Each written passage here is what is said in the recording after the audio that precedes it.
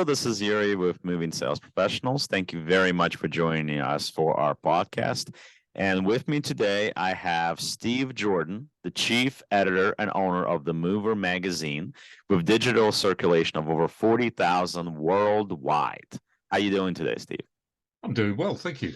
It's a lovely sunny day, as you can see in England, which is a bit of a change. Yeah, that's great. That's great. Yeah, we're a little sunny, got blue skies and all that. So that's great. That's great. So obviously you are the chief and editor of the Mover magazine, which is great. That's why we love to having you on. And how did you get started in the moving industry, Steve? Oh my God, Yuri, that was a very long time ago. Well, I got started in the same way that almost everybody else in this industry did.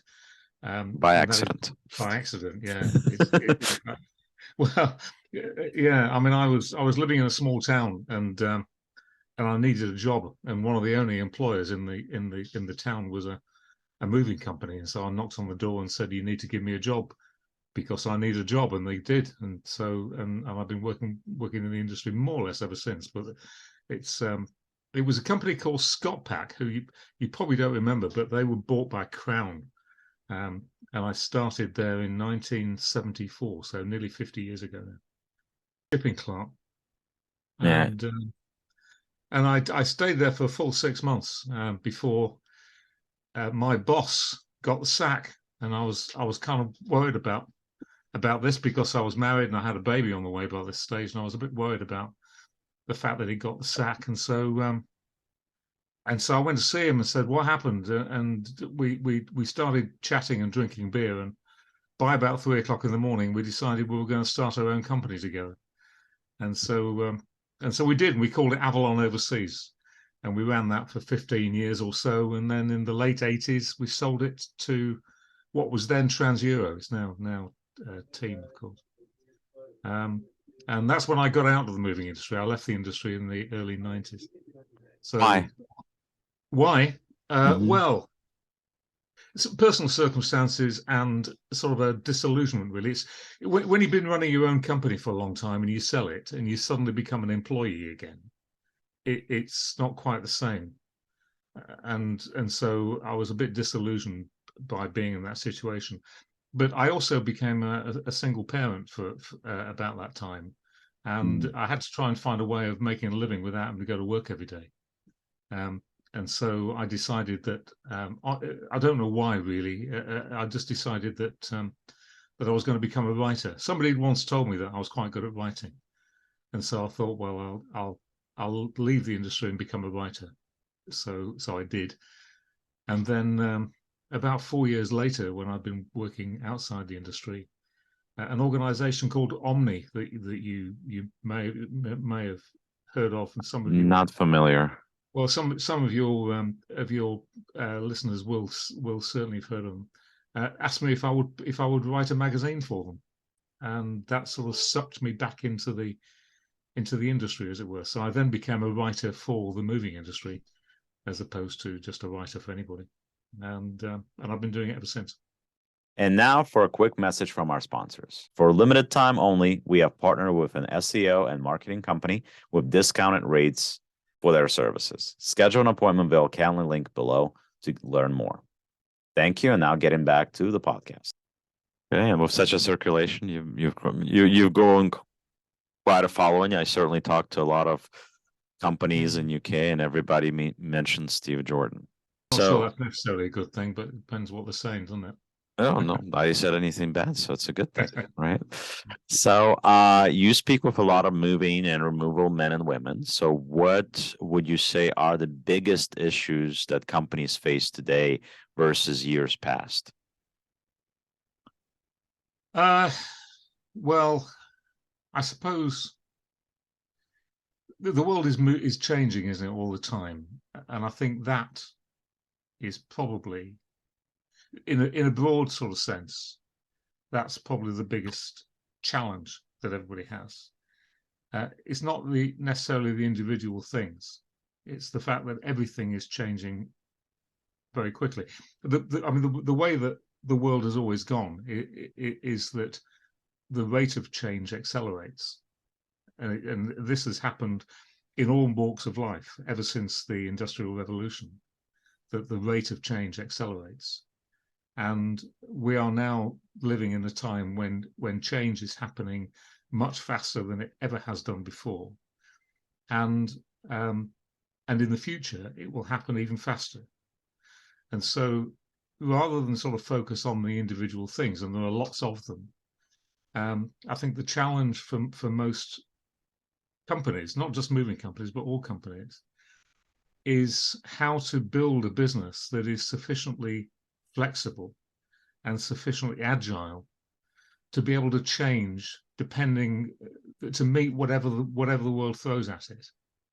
And I think that's a very difficult thing to do. If you know what's going to happen in the future, then you can adapt your business accordingly.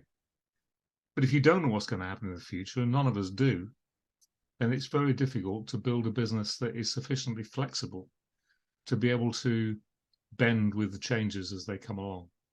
Yeah, you definitely have to adjust. And now for a quick message from our sponsors. If you're a moving business owner, you may have already heard of Moversville, an email marketing service that helps moving companies increase, repeat, and referral business. But have you heard of Moversville Connect? Moversville Connect is an incredible resource for all things moving. They feature an array of vendors and services that cater specifically to the moving industry. You can find companies that provide moving software, moving sales services, marketing services, moving equipment providers, and much, much more. Visit moversville.com to learn more. And definitely have to be creative with what you're doing in your business. You can't rely on things that worked in the past to continue working today. Things change, new companies appear, new forms of business, new formats.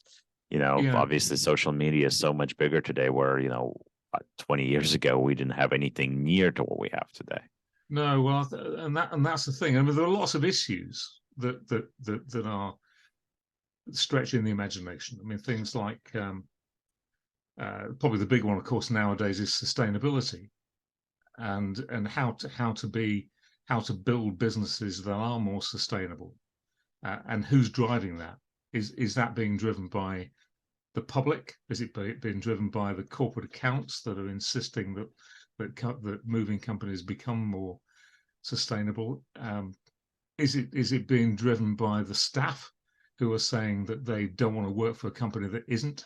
And there's lots of dynamics there that make sustainability really important.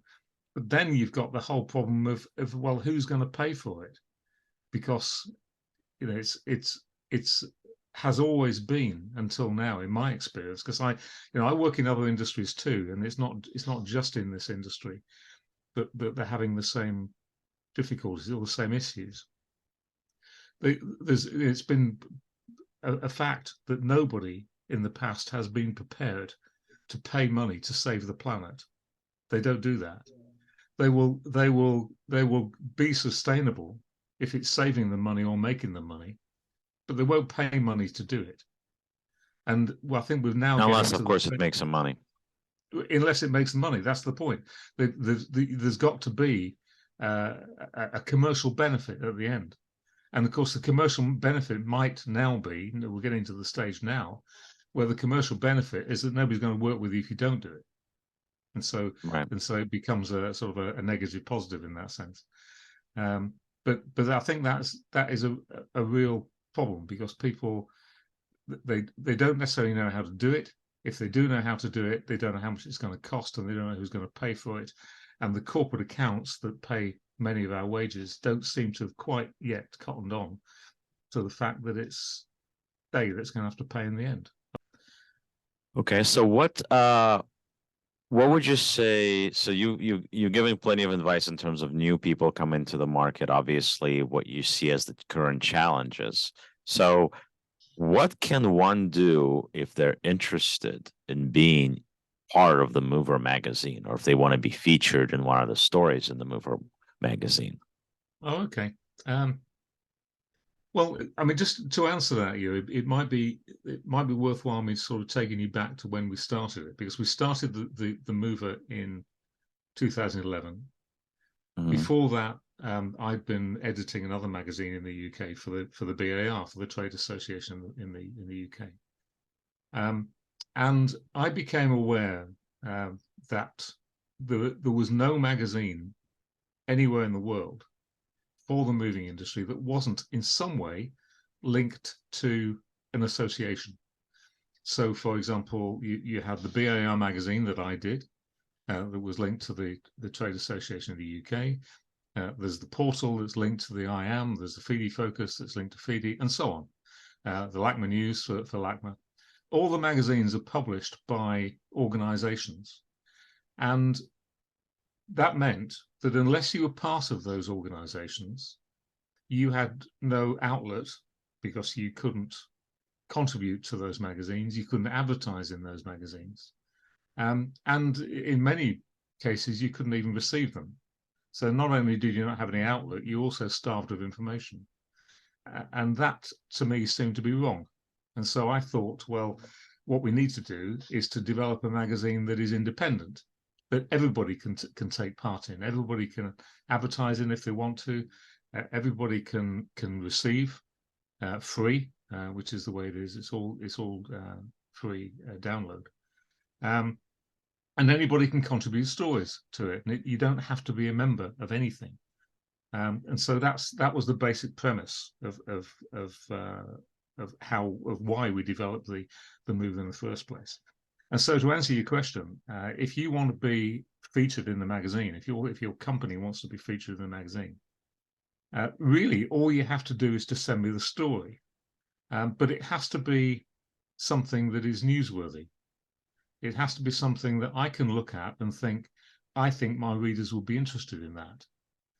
And if it's and the way I suppose to think about it, if anybody listening to this thinking that how can I produce something that is going to get featured in the magazine, is to think, well, if I were reading this about somebody else, would I be interested in it?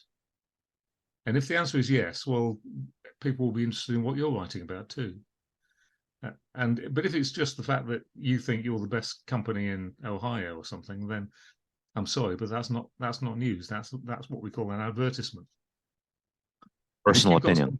Yeah, but if you've got something that is actually genuinely newsworthy, and it could be something very simple. I mean, for example, let me give you one really simple example. People often write to me, and they'll say, "I've just invested in a new lorry. Will you write about it?" And I say, "Well, no, because that's not newsworthy. But if you tell me why you invested in that lorry and what that lorry is going to do and how it's going to change the business and how it's going to make your company a better business and what the driver thinks of that new lorry and why should somebody else consider buying one of those lorries too." Right. Or if that lorry is bright pink that you can see from miles and miles away. Well, whatever it is. Right? You know, it could be that I'm giving people information because they may be in the market for lorries too. In which case, tell me what the driver thinks about it. Tell me whether it's a good truck or whether it's a bad truck. What's good about it? What's bad about it? What are you going to use it for? Why did you buy that truck? Did you buy it because you've got a low emission zone where you are and you need that kind of truck? What is it? What is it? Some new service that you're providing? And if you can answer those questions, then we have a story. If you just say I've got a new truck, well, I'm sorry, that doesn't pass what I call the so what test. You know, if I can say so what, then it doesn't get in the magazine. If it's something that's of genuine interest, then it will do. Again, tune in and check out the Mover magazine. You can certainly go to the website, and we're going to list the link below so you can click on that and view it. There's plenty of newsworthy material there, certainly. And of course, actually, a story about us is going to be in the Mover magazine. And it's, I'm not sure when this is going to air, but it's in the May issue of the Mover magazine, I believe, right, Steve? Yeah, and it'll be out the first week in May. Right, first week in May. And once again, thank you very much for joining us for our podcast, Steve. It's been a pleasure. If anything that you ever want to have be on again, we'd love to have you on at some point again. And we're certainly going to be doing some town hall style things down the road where we would like to have different people participate that would make it interesting for the public, interesting, and have some of the live events and things like that. So that's going to be coming somewhere down the road. Hard for me to say when, but it is going to happen. And once again, thank you very much for tuning in to Let's Talk Moving podcast with Moving Sales Professionals. And I'm your host, Yuriy Margolin, the owner of Moving Sales Professionals. And as we always say, as the world moves on its own, let the professionals move yours for you. Thank you for joining us. And thank you very much, Steve, for joining us for the podcast. You're welcome. Thank you.